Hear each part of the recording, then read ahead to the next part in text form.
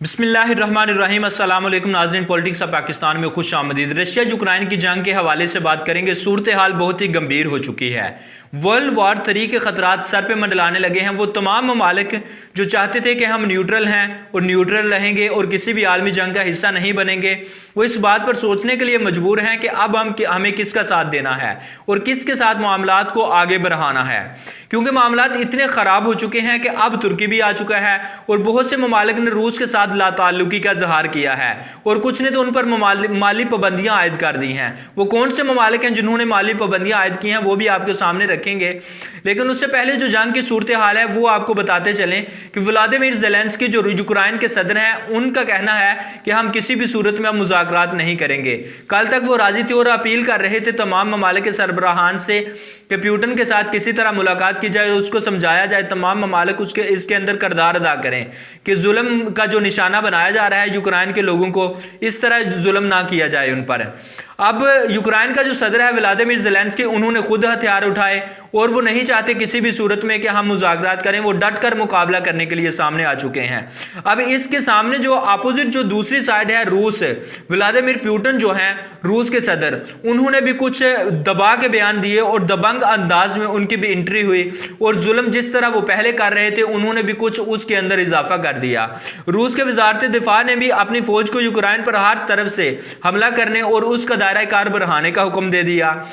ये BBC news की खबर है। बीबीसी न्यूज़ रिपोर्ट कर रहा है जिस तरह से, और अल जजीरा जिस तरह से रिपोर्ट कर रहे हैं, जिस तरह से आलमी मीडिया तमाम चीज़ें सामने रखता है, उसके मुताबिक मैं आपको सामने कुछ खबरें और कुछ चीज़ें रखता हूं कि अब जो सूरत हाल है वो क्या है। अब चौथे रोज़ भी सूरत हाल कंट्रोल नहीं हो रही। रूसी फौज खारकीव में दाखिल हो चुकी है और फाइटिंग यूक्रेन के कैपिटल तक पहुंच चुकी है। क्रीमिया जहां पर यूक्रेन का कब्जा था, अब रूस ने कब्जा कर लिया है। इसके अलावा दम्बाज एक इलाका है, वहां पर जो रूस फौज ने कब्जा कर लिया है और बहुत से इलाके जहां पर रूस की फौज ने कब्जा भी किया है। और अब वहां पर बमबारी भी की सूरत हाल भी यह है कि अब तक यूक्रेन के 230 से ज्यादा शहरी अब तक मारे जा चुके हैं, 1100 के करीब जख्मी हैं। अब सूरत हाल मामलात इतने बिगड़ चुके हैं, इतने बिगड़ चुके हैं, खराब हो चुके हैं कि यूक्रेन के आम शहरी जंग का हिस्सा बनने के लिए तैयार हैं। वो चाहते हैं कि हम जंग का हिस्सा बनकर मुकाबला करें रूसी फौज का, और अब हर सूरत में वो सामने आना चाहते हैं। बल्कि यूक्रेन के जो सदर हैं व्लादिमीर ज़ेलेंस्की, उन्होंने खुद हथियार उठाया और जंग के लिए मैदान में उतर पड़े, कूद पड़े। अब किसी भी सूरत में यूक्रेन पीछे नहीं हटना चाहता। अब कुछ ममालिक ने जिन्होंने पाबंदियां लगाई हैं वो मैं आपके सामने रखता हूं कि अमेरिका, बरतानिया और कनाडा ने रूस पर माली पाबंदियां आयद कर दी हैं, क्योंकि रूस, इन ममालिक का कहना है कि रूस यूक्रेन पर जुल्म कर रहा था और उनको जुल्म का निशाना बना रहा था।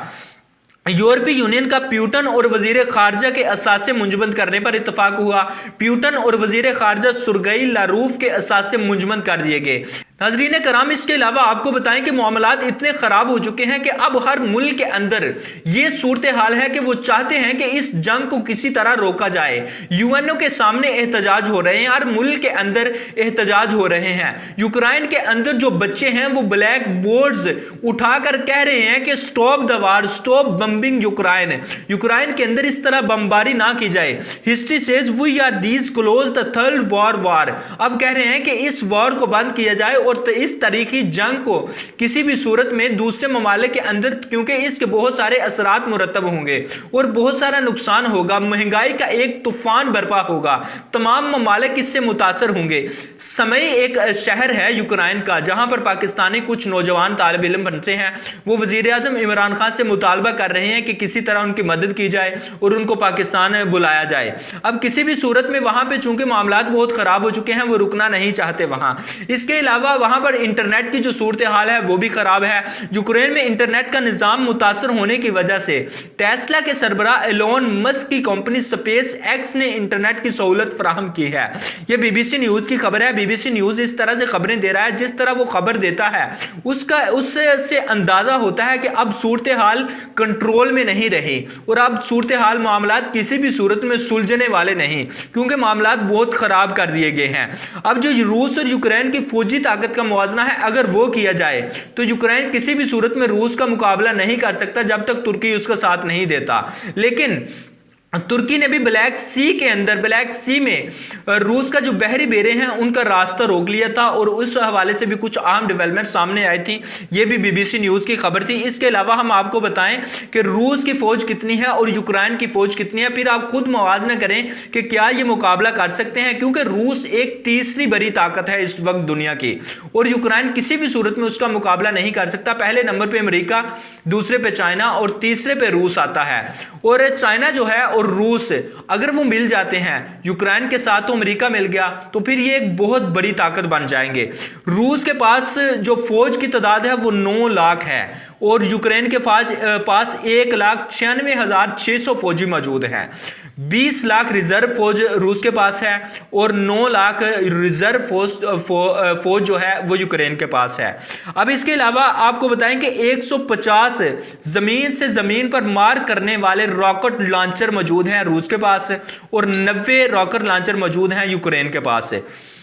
अब आबदोजों की तादाद जो है वो 51 है रूस के पास, और यूक्रेन के पास आबदोज कोई भी नहीं। 16 फ्रैगेट की तादाद है रूस के पास, और यूक्रेन के पास 1।